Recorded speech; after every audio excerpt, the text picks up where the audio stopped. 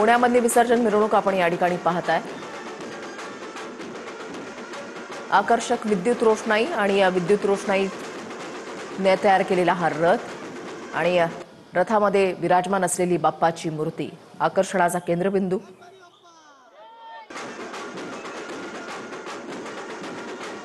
पुण्यामधल्या विसर्जन मिरवणुकीचं यंदाचं एक वेगळं वैशिष्ट्य म्हणावं लागेल। विविध रथाच्या माध्यमातून गणपती बाप्पा यांची विसर्जन मिरवणूक काढली जाते। डोळे दिपवणारी अशी विद्युत रोषणाई आणि गणेश भक्तांची अलोट गर्दी। आज मुंबई असो पुणे असो प्रत्येक ठिकाणी गणेश भक्तांची अलोट गर्दी रस्त्यावर पाहायला मिळते। रस्ते अक्षरशः गणेश भक्तांनी फुलून गेलेले आहेत।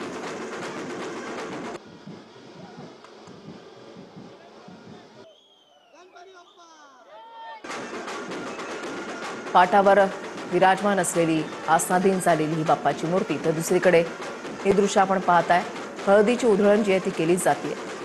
गुलालाची उधळण तर आपण सकाळपासून पाहत होतो, मात्र आता ही हळदीची उधळण करत विसर्जन मिरवणुकीची रंगत आणखी वाढवली जाते। पुण्यामध्ये दृश्य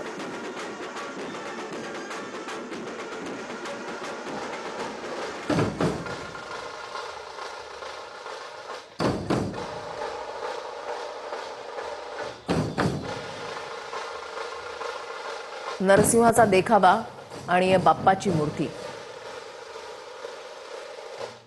अशी ही दृश्य गिरगाव चौपाटीवरची दृश्य आपण पाहताय। गणेश भक्तांची अलोट गर्दी अजूनही कायम आहे। सकाळपासून हेच दृश्य आज मुंबईकर अनुभवत आहेत।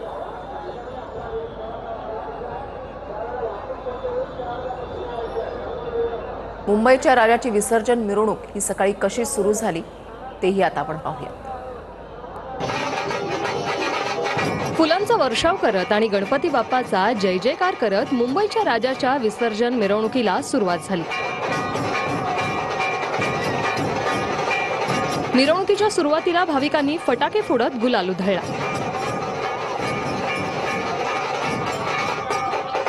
मंडपातून बाहेर पडताना 22 फुटांची मूर्ती असलेल्या मुंबईच्या राजावर पुष्पवृष्टी करण्यात आली।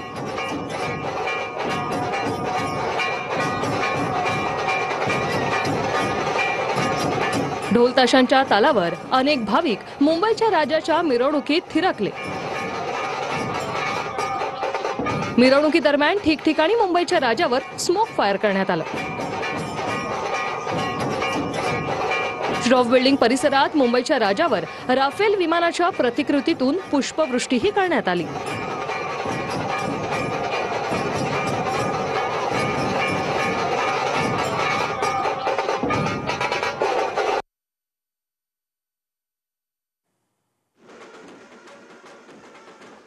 तरी दृश्य आपण पाहताय, नरसिंहाचा देखावा आणि बाप्पाची या रथावर विराजमान झालेली मूर्ती। मनमोहक अशी ही दृश्य, मनमोहक असा हा देखावा आणि आता लालबागचा राजा हा हळूहळू पुढे पुढे मार्गस्थ होतोय। गणपती बाप्पा मोरया, मंगलमूर्ती मोरया ही शान पुण्याची लालबागच्या राजाची अशा घोषणा दिल्या जातात।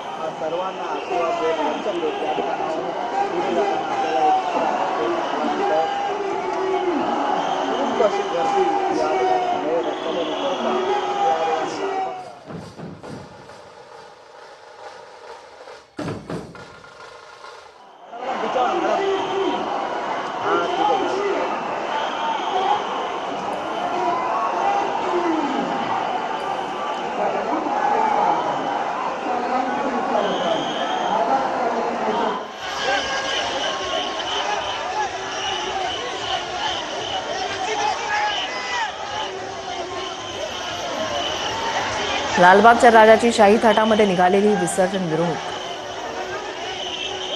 काही वेळापूर्वी भायखळा